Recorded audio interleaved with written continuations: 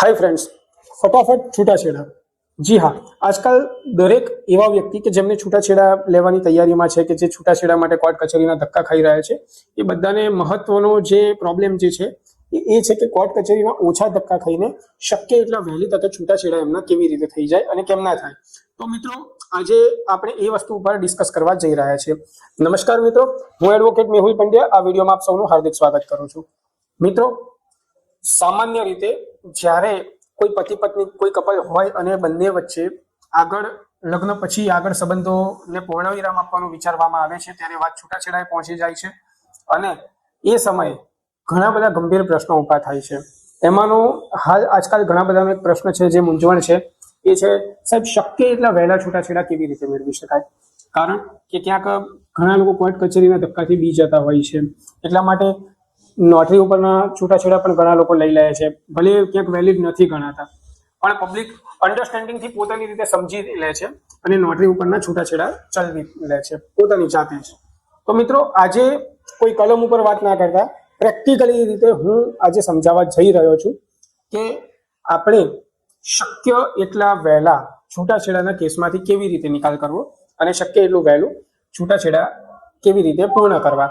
તો સામાન્ય રીતે જ્યારે તકરારી કેસ થઈ જતો હોય છે, સામાન્ય રીતે પહેલા એક એવું કિસ્સો કહી શકું છું, ઘણા છૂટાછેડા 1 મહિનામાં થઈ જતા હોય છે, અનુભવના આધારે કહું છું, ઘણા 1 મહિનામાં, ઘણા 6 મહિનામાં, ઘણા 1 વર્ષે, ઘણા 5 વર્ષે અને ઘણા એવા છે કે જે 20 વર્ષે પણ પૂરું થવાનું નામ નથી લેતા કેસો।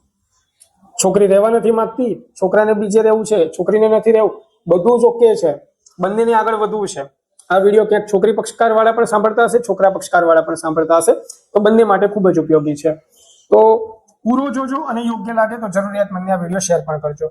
તો મિત્રો, વધારે મોડું ના કરતા હું મુખ્ય વાત ઉપર મુદ્દે અટકીશ કે સામાન્ય રીતે એવું થઈ જતું હોય છે કે છૂટાછેડાનો જ્યારે અવસ્થા આવી જાય ને, તો ક્યાંક મોટી અનબન થઈ હોય, કોઈક અઘટિત ઘટના થઈ હોય, બંને વચ્ચે બોલાચાલી થઈ હોય, તો એ વખતે સિનારીઓ એવી રીતનો ઊભો થાય છે કે ક્યાંક કોઈ પણ એક પક્ષકાર, ચાહે છોકરી બાજુના હોય તો છોકરા બાજુને જેમ તેમ બોલી જાય, યા તો છોકરા પક્ષના હોય અને છોકરી ક્યાંક કોઈક વસ્તુના રિગાર્ડિંગ એને ઇસ્યુ હોય તો છોકરા વાળા છોકરી બાજુમાં બોલી જાય, અને એ વખતે એ સિનારીઓની અંદર બંને પક્ષકારમાં ક્યાંક આ વાત એક ઈગો ઉપર જઈને અટકે છે મિત્રો, અને એ ઈગો વચ્ચે આવે છે।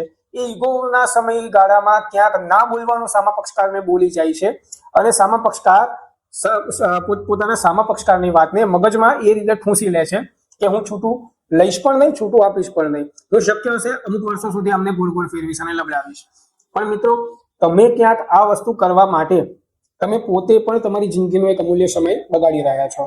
કેમ કે જ્યારે એવું વિચારીએ કે હું સામેવાળાને છૂટું નહીં આપું, તો ક્યાંક તમે પણ તમારા જીવનના કિંમતી વર્ષો બગાડી રહ્યા છો, કિંમતી સમય બગાડી રહ્યા છો।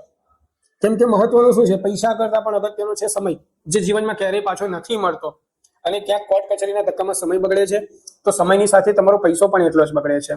તો સૌ પ્રથમ હું એવું કહીશ કે સામાન્ય રીતે એક તરફી જ્યારે છૂટાછેડા હોય છે મિત્રો, તો એમાં સમય વધારે જતો રહેતો હોય છે, અને જ્યારે એ એક તરફી છૂટાછેડાની જ્યારે વાત કરીએ અને એ જ્યારે મ્યુચ્યુઅલ કન્સાઇન, બંનેની પરસ્પર સમજૂતીથી થતા છૂટાછેડા બને, ત્યારે આ પ્રકારના છૂટાછેડા વહેલા પૂરા થઈ જતા હોય છે। પણ હવે મૂળ પ્રશ્ન એ આવ્યો, હા, જેને બંને પક્ષકાર તૈયાર છે, તો પહેલા એ લોકો માટે હું ખાસ કહીશ કે નોટરી ઉપર છૂટાછેડા લીધા, પૂરું થઈ ગયું, એ સમજવું ગણવું એ તદ્દન અયોગ્ય છે। ક્યાંક ભવિષ્યમાં સરકારી નોકરી માટે જશો કે કોઈ સારી જોબ માટે જશો તો ક્યાંક એ મૂંઝવણને પ્રશ્નો આવીને ઉભા રહેશે, તમે કાગળિયા કઈ રીતે ક્લિયર થાવ, બરાબર છે। બીજું કે મ્યુચ્યુઅલ કન્સેન્ટ, પરસ્પર બંનેની સમજૂતીથી છૂટાછેડા લેવા, એ કાયદાકીય રીતે લેવા ખૂબ જ અગત્યના છે અને લેવા જ પડે છે અને લેવા જ જોઈએ। હવે કોઈક એક કેસમાં એવું કહે છે કે એક તરફી થાય છે, એક વ્યક્તિ તૈયાર છે, નથી તૈયાર બીજા કોઈ વ્યક્તિ, તો આમાં મહત્વનું મિત્રો એ છે કે તમે સામાજિક રીતે ઉઠક બેઠક કરાવો, મીટિંગ કરાવો।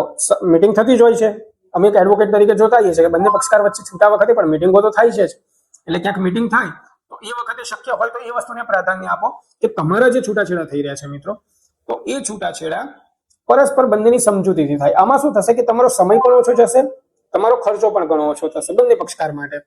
હવે મુખ્ય ટોપિક કે અમારે પરસ્પર સંમતિથી છૂટું લેવું છે, એક વ્યક્તિ તૈયાર નથી, ક્યાંક ઈગો, ક્યાંક અહંકાર, કંઈક ને કંઈક નડે છે, તો એની અંદર હું એવું કહીશ કે જ્યાં સામાજિક રીતે ક્યાંક ના પ્રોપર ચાલતું હોય તો તમે તમારા એડવોકેટને એપ્રોચ કરી શકો છો.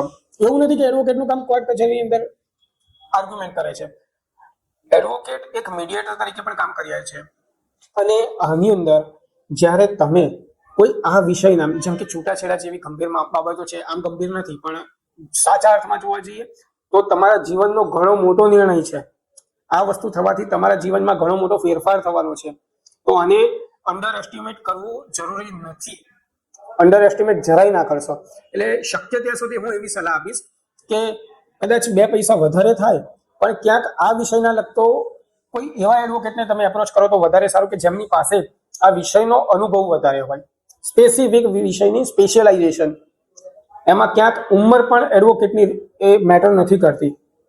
કેમ કે જેટલો એમનો અનુભવ હશે એટલું જ તમને સારું રિઝલ્ટ પણ આપી શકશે. અને એ વસ્તુ હું શ્યોરિટીથી કહીશ કે એમાં તમે એડવોકેટને એપ્રોચ કરો છો તો તમને રિઝલ્ટમાં ઘણો બધો ફેરફાર થઈને સુધારો મળી જશે. કેમ કે તમે તમારી સામાજિક રીતે મીટિંગ કરો, એ એમના પક્ષકાર પણ એડવોકેટ લઈને કદાચ આવવું હોય તો એ આવી શકે છે.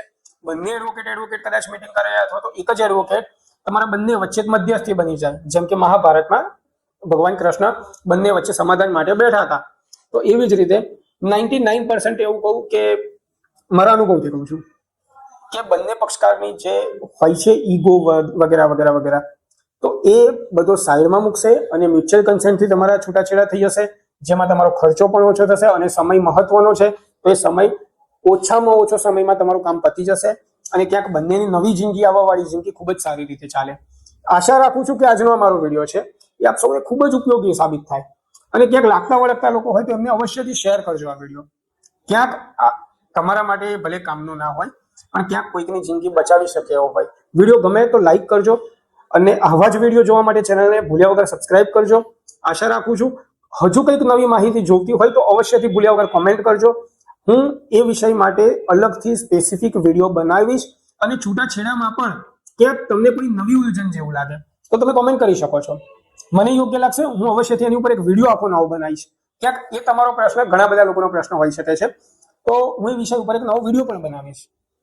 અને આ સાથે આ વિડીયોને હું પૂર્ણ વિરામ આપું છું. જય હિન્દ, જય ભારત, જય સંવિધાન, જય હિન્દ.